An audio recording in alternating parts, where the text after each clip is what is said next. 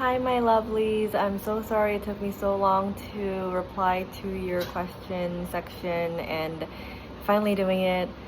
I think the most asked question was, or voted up, was about boundaries. So that's what I want to cover first. And I hope you are having an amazing day, or if not, it's okay too. It's okay to not be okay sometimes. You don't always have to be happy all the time. That is too much pressure. Anyways, so, let me start this with a quote that I came across when I was first learning about boundaries. And nowadays there's so much great content out there. There's so many experts talking about it. So you can also like look up what they're saying as well on top of this too.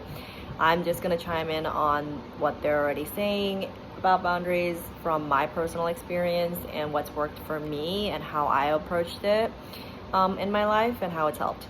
So my favorite quote when it comes to boundaries is, and I'm sorry I cannot remember the person who came up with this quote in the beginning. I think it's some writer. It goes, "Boundaries are the safe distance from which I can love you and me simultaneously." I'm going to say it again. "Boundaries are the safe distance from which I can love both you and me simultaneously."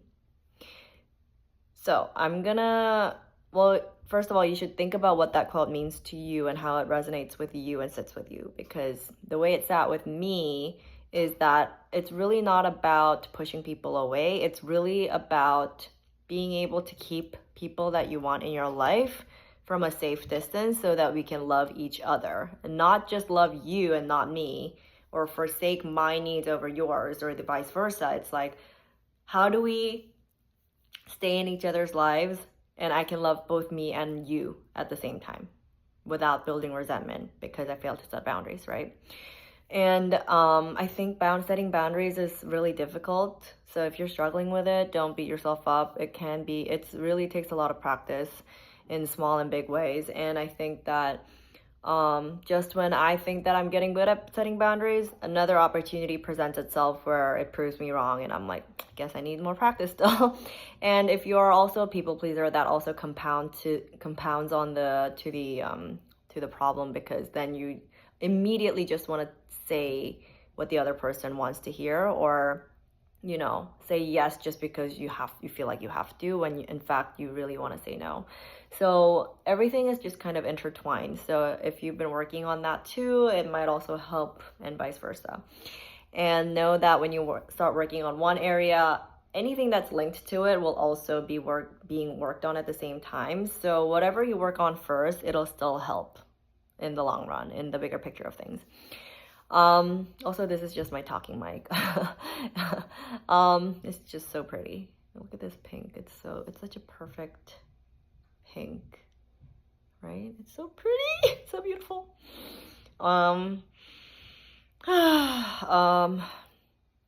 So boundaries. Let's start with friends. Friends can be tough and easy at the same time. It depends where you are in your life. If you're younger and like, it might be more difficult, or maybe not. I don't know. If you grew up with the concept of boundaries already, maybe it's already easier than if you haven't grown up with it all your life, and suddenly as a 50-year-old you want to like talk about boundaries with your friends when you never have. But then I think that even though we didn't have conceptualized terms for it growing up, we still kind of knew what they were. In fact, we didn't even have to like talk about it. It's more like, oh, this person's not okay with this, then I won't do it, because we love and respect each other, right? So thankfully for me and my personal like soul tribe friends that I have around me, they also understand the concept of boundaries now. And even if we never had the term for it, we never had a problem. And even if we did, I think that it's easy to talk about, because again, sometimes I've also once had to sit one of my best friends in the world, who I love dearly. I just had to like sit her down one time and have this talk about like something to do with boundaries. And it felt uncomfortable at first, because when you do it for the first time, it almost feels like you're like telling them off or something, but it's not. It's not telling anyone off. It's about saying, this is what is comfortable for me, this is what I would like in our relationship, or how for you to treat me.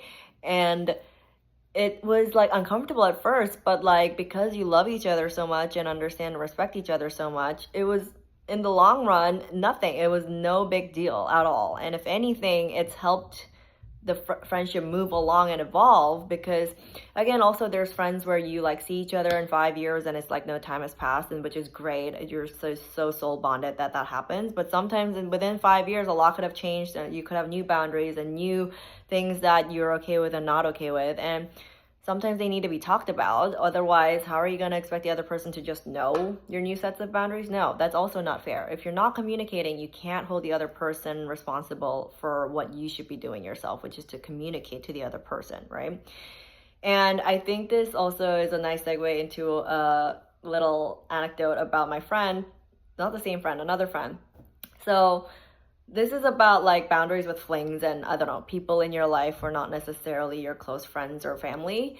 But my friend used to get complained to me all the time about this guy who would treat her like a booty call, right? And at first I was like, oh, screw him. That's so disrespectful. You don't need him, blah, blah, blah.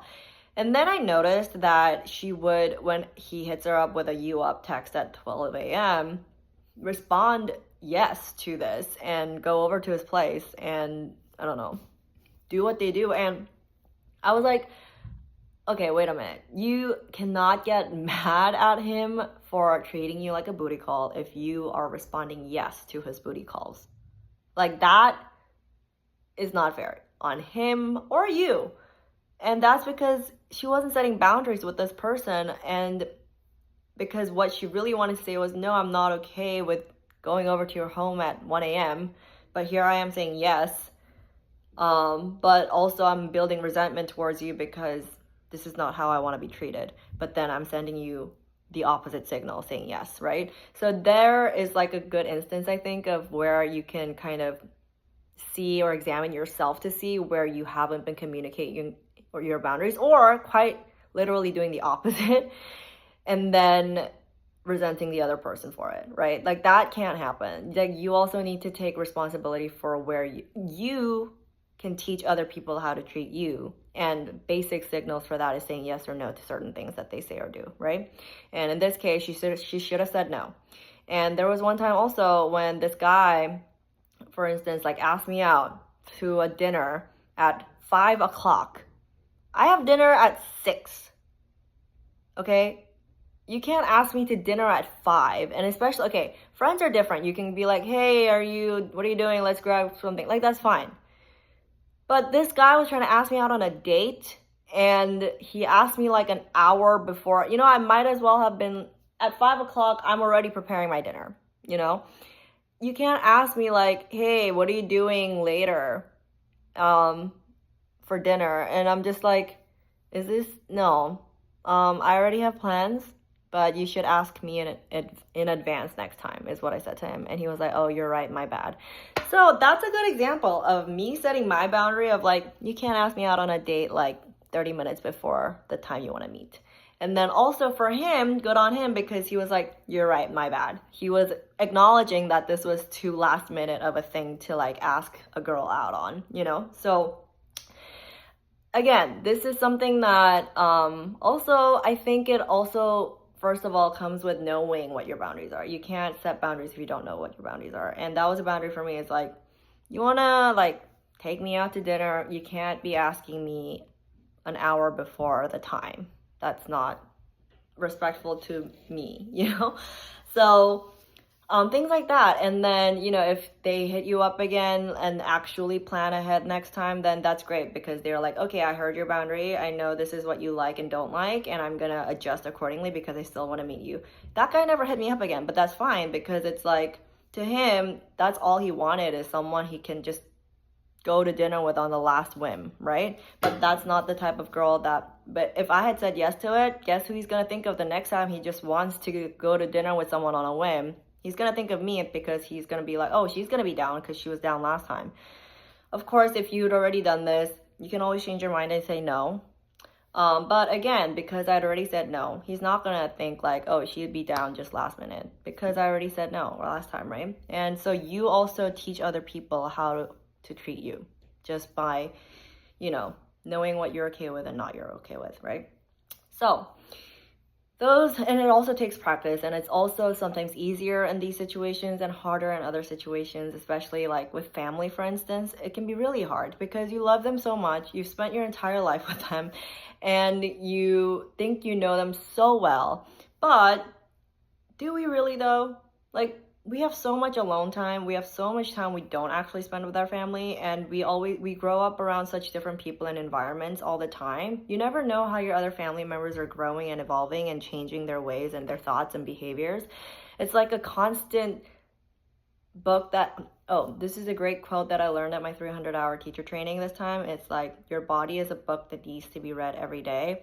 And it just tells you that you can never really assume your body because it was the way it was yesterday. Like, today is the day you need to read your body again to see how it is.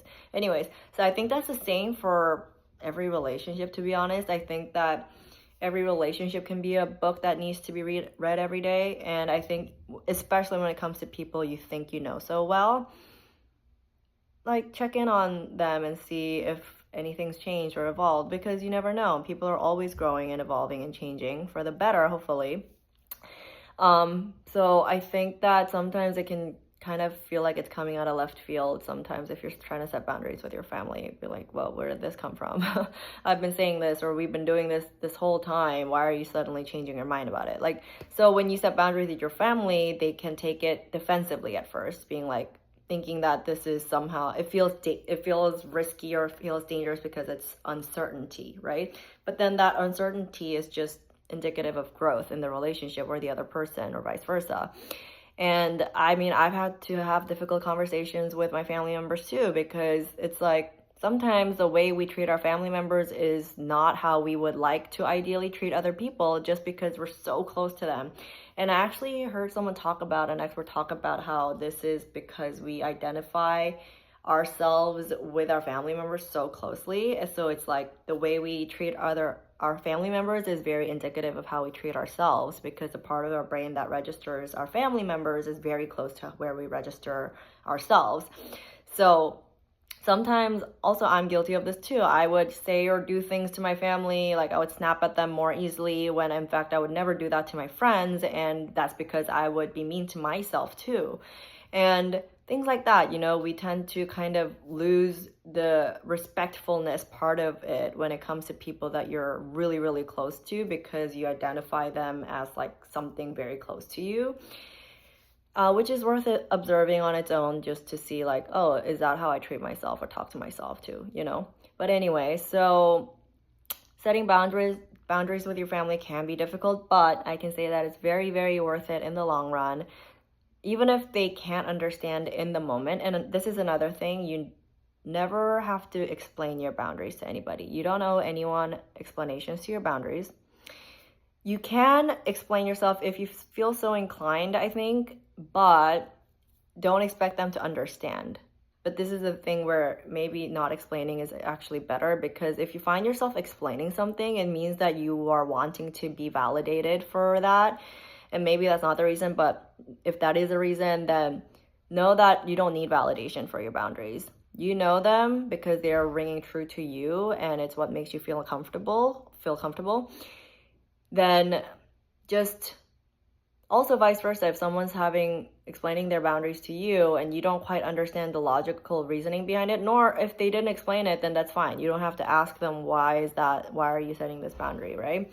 Just, if you love them and respect them, know that it's coming from a place of self-love and love for you too, and just be able to say, okay, I understand, like, I respect your boundaries, right? I think that's like the most ideal situation. And I think friends, it's easier to do because we love each other, understand each other, kind of speak each other's lingo. So you don't need all the explanation. But if the other person asks for an explanation, again, be like, I don't think I want to get into all that right now, but if you love me, and I know you do, I hope you can understand or respect this boundary, and hopefully they will say yes. And even if they can't say yes, or I understand or respect it in the moment, trust me, when they love you, and if they do, it will land on them in the longer run, even if it takes some time, which is why, these conversations can be difficult. it can lead to awkwardness in the moment, sure, but once you get over that awkward hump, it's so worth it. It's so worth it because, again, it's just to keep that safe distance so that we can love everyone involved, including myself, right? So I think that it's definitely worth the conversation, no matter how awkward or difficult it must be. Um, yeah, it's a skill, and I'm still learning it too. And it can be difficult for me personally with strangers because strangers don't know me. They don't know who I am. We don't really know each other at all. Even if they know me, I might not know them or vice versa. And sometimes as a recovering people pleaser, I am inclined to just say yes or just do it just to be agreeable, right? And one example of this is I would used to go to these events and all these like people are there and they always want to connect on Instagram, and I'm thinking in my head, like, I just spoke to you for 2 seconds. You barely know my name. I don't need another Instagram in my life right now. Like, that's not what I need right now. But then when they asked for my Instagram, I would immediately just say, okay, sure. Even though I'm like feeling like, I don't really want to. I'll just be like, oh, yeah, sure. Just because, that's my default way of being, is just to be agreeable, right? So then I was getting stressed out, running repeatedly into these circumstances, and then I just resorted to unfollowing everybody so that I don't have to deal with it. That was kind of a cop out, but it was in the moment my way of protecting myself. And you know what? My friends at the end of the day don't care if I unfollow them because they're my friends. We don't need to be connected on Instagram to prove that we're friends, right? People who care about you and want your updates will follow you no matter what, right? So, and yeah, so that was my way of dealing with it at the time. And maybe I would like to also know now if I can say a polite no to someone without thinking about the narrative that they'll have of me because I said no. Like, oh, now that they said no, I said no, they're going to think I'm a bitch. Like, that's not my problem. That's not my problem. I can't control other people's narrative of me. And if I'm having a bad day and I happen to frown at someone or like scowl at someone or say no, I don't know. It wasn't coming from a place of hating them because why would I? It's not personal. But knowing that if everyone's just having their own day, you never know what the other person's going through, and also vice versa. Like, I can't take everything personally just because this person like seemed to have said a bitchy no to me. I can't take that personally because maybe they're just having the shittiest day of their life. I don't know that. But anyway, so knowing that my no can also be misconstrued in some way or another, but that's not my problem. And at the end of the day, the people who know you and love you will never misjudge you. Or even if they do, it'll be a non-issue once you talk about it. So yeah, just trusting that whoever's meant for you will stay in your life and vice versa. It is just the comfort of knowing that, actually. But also doing your due diligence and communicating what you can and should to the other person so that you're on the same page. And I think that's seems like a lot, but actually really it's just about asking myself, okay, is this coming from a place of love for myself and the other person? And then if so, what is my boundaries? And also, how am I going to communicate? And with someone you love and vice versa, if they love you, it's going to be a good conversation to have in the long run. It might not feel like a very lighthearted conversation, but it's going to be a loving one, and it'll be worth it. And with strangers, you may not even have time to talk about boundaries with them, because why would you? You're not going to like grab the person in the street and be like, hey, these are my boundaries. Maybe you can. Who knows? But yeah, just knowing that as long as you know your boundaries, the people who respect it will respect it. People who are worth sticking around in your life will stick around with respecting your boundaries, and vice versa. And yeah, if someone is explaining their boundaries to you and not taking it personally and knowing that is coming from a place of self-love and nothing against you. It's not about you. So yeah, I think that's all I want to say about that. But if there's any more follow-up questions or anything that came up, there may be some other things that come up for me too, but maybe I'll make a part 2 if I feel inclined. But that's all for now. I will leave with that quote again. Boundaries are the safe distance from which I can love both you and me simultaneously. So yeah, just think about what that means for you. And I hope that helped. I love you guys so much. Sending you so much love. Ah! Wherever you are in the world, I love you, and you are as beautiful as this flower.